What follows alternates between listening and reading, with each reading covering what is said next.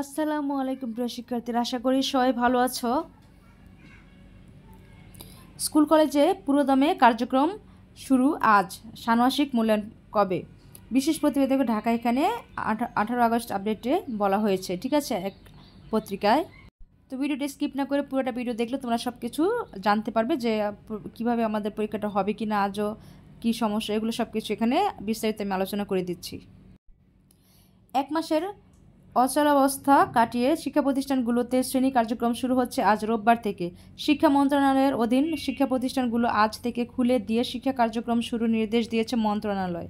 প্রাথমিক বিদ্যালয়গুলো পুরোদমে চালু নির্দেশনা দেওয়া হয়েছে। এইচএসসি ও সমমানের স্থগিত পরীক্ষাগুলো নতুন সময়সূচি অনুযায়ী আগামী 11 সেপ্টেম্বর শুরু হবে।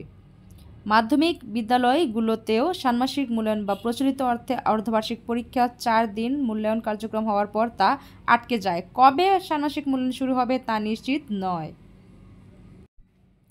খুলছে স্কুল কলেজ মাদ্রাসা। আন্দোলনের মুখে গত 5 আগস্ট পদত্যাগ করে ভারতে চলে যান শেখ হাসিনা। এরপর 7 আগস্ট থেকে শিক্ষা প্রতিষ্ঠান খুলে দেওয়ার সিদ্ধান্ত হলেও স্কুলগুলোতে ভয় ও আতঙ্কে উপস্থিত ছিল হাতে গোনা কয়েকজন, বেশি উপস্থিত ছিল না। এরপরে শিক্ষা মন্ত্রণালয়ের অধীনে শিক্ষা প্রতিষ্ঠানগুলো রোববার থেকে খুলে দিয়ে শিক্ষা কার্যক্রম শুরু করার জন্য অন্তর্বর্তী সরকারের প্রধান উপদেষ্টা নির্দেশ দিয়েছেন। এর আগে গত বুধবার এক আদেশে পুরোদমে প্রাথমিক বিদ্যালয়গুলো খুলে শ্রেণী কার্যক্রম চালুর নির্দেশ দিয়েছে প্রাথমিক ও গণশিক্ষা মন্ত্রণালয়।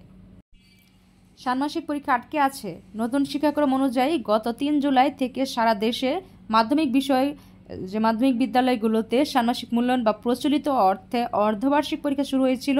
জাতীয় শিক্ষাক্রম ও পাঠ্যপুস্তক বোর্ডের এনসিটিভি হিসাব অনুযায়ী সারা দেশে 1 কোটির মতো শিক্ষার্থী এই মূল্যায়ন কার্যক্রমে অংশ নেয়। মোট 10 বিষয়ে 10 দিনে মূল্যায়ন কার্যক্রম হওয়ার কথা ছিল, কিন্তু 4 দিন মূল্যায়ন কার্যক্রম হওয়ায় আমাদের যে মূল্যায়ন কার্যক্রম হওয়ার পর তা কি আটকে যায়। ঢাকার একটি বেসরকারি মাধ্যমিক বিদ্যালয়ের একজন সহকারী প্রধান শিক্ষক নাম প্রকাশ না করার শর্তে প্রথম আলোকে বলেন, নতুন শিক্ষাক্রম অনুযায়ী এই মূল্যায়ন কার্যক্রম শুরু হয়েছিল। এখন বিগত সরকার আমলের এই শিক্ষাক্রম দিয়ে মূল্যায়ন পরীক্ষা হবে কিনা তা নিয়ে অস্পষ্টতা রয়েছে। শিক্ষাক্রমের কি হবে? গত বছর প্রথম, ষষ্ঠ ও সপ্তম শ্রেণীতে নতুন শিক্ষাক্রম শুরু হয়েছে।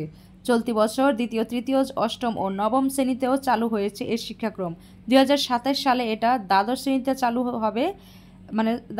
চালু হওয়ার কথা ছিল।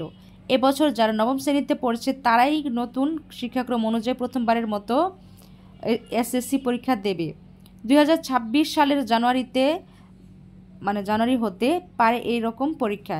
নতুন শিক্ষাক্রমে শিখন ও মূল্যায়নে আমূল পরিবর্তন আনা হয়েছে, কিন্তু এই শিক্ষাক্রম নিয়ে পক্ষে বিপক্ষে বিতর্ক আছে। সরকার পরিবর্তনের পর এখন এই শিক্ষাক্রমের ভবিষ্যৎ কি হবে তা এখনও কি অস্পষ্ট, জানা হয়নি, স্পষ্ট হচ্ছে না এখনও। তো এই ছিল আমাদের সর্বশেষ নিউজ আপডেট। তো অবশ্যই নিউজ আপডেটগুলো পেতে তোমরা অবশ্যই চ্যানেলটি সাবস্ক্রাইব করে রাখো, যেন আমি যখনই ভিডিও আপলোড দিই তোমরা তার সাথে সাথে পেয়ে যাও।